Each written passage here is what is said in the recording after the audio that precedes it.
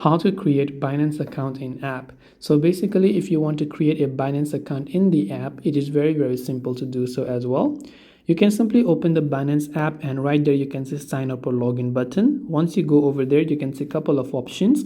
Now first of all, if you already have an account, you can go to the login button that you can find there.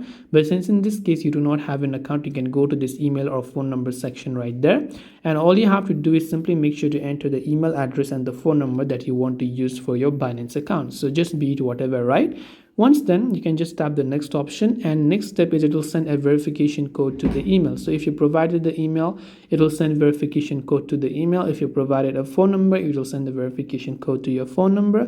Depending on what is it that you have done, just make sure to enter the verification code, tap on the next option, make sure to choose your password and fill in the other required details, and once done, you'll be able to successfully create your Binance account even within the app. So I hope this video really helped you. If you have got any further questions, feel free to also leave them down in the comment section below. As always, thank you very much for watching till the end of this tutorial, and see you soon in our next video.